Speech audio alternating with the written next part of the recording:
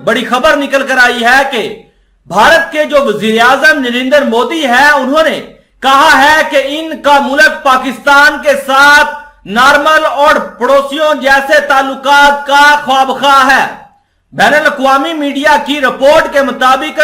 भारत के जो वजीर आजम नरेंद्र मोदी है, उन्होंने कहा है कि उनका मुल्क पाकिस्तान के साथ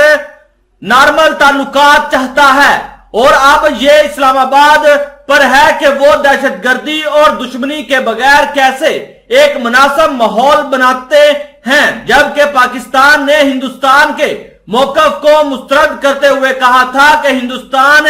डिप्लोमेसी सुरंग के लिए दहशतगर्दी को बहाना बनाता है। दोस्तों, इस खबर के बारे में मजीद क्या कहा गया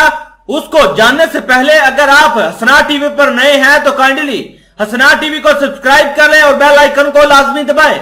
सबसे पहले आप अपनी स्क्रीन पर रिपोर्ट मुलाहिजा कीजिए जिसके ऊपर लिखा हुआ है कि पीएम मोदी का कहना है कि हिंदुस्तान ताल्लुकात को मामूल पर लाना चाहता है लेकिन जिम्मेदारी पाकिस्तान पर है। दोस्तों, वजीर आजम नरेंद्र मोदी ने G7 इजलास में सफारती कोशिशों और अमन मुज़ाकरात के बारे में बात करते हुए कहा कि हम पाकिस्तान के साथ अपने हालात ठीक करना चाहते हैं और अगर पाकिस्तान ऐसा चाहता है तो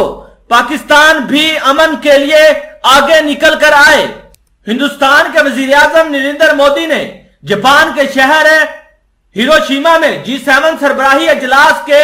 मौके पर बात करते हुए कहा कि पाकिस्तान के साथ ताल्लुकात को मामूल पर लाने के लिए अपने मुल्क की ख्वाहिश का इजहार किया है। मोदी ने दहशतगर्दी और दुश्मनी से पाक एक साजगार माहौल पैदा करने की अहमियत पर जोर दिया और इस मकसद के लिए जरूरी इकदाम करने की जिम्मेदारी पाकिस्तान पर डाली। जैसे ही वो आलमी सरबराही इजलास के लिए तैयार हो रहे हैं, मोदी का मकसद तवानाई, डिजिटल टेक्नोलॉजी और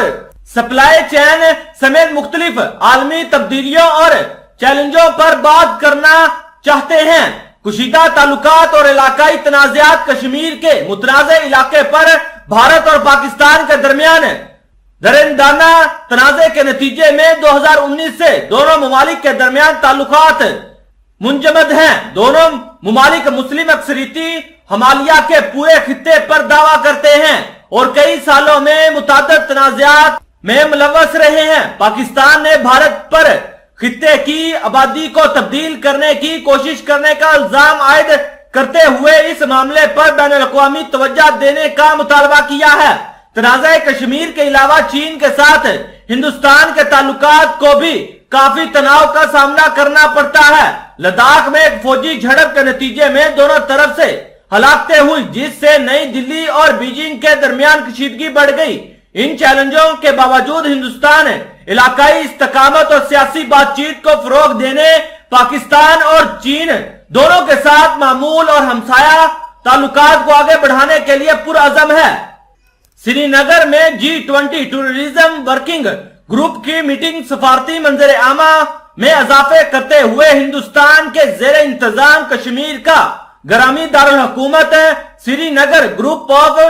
20 G20 के अरकान के लिए टूरिज्म वर्किंग ग्रुप के इजलास की मेजबानी करने वाला है। 22-24 मई को होने वाली इस मीटिंग का मकसद शरीक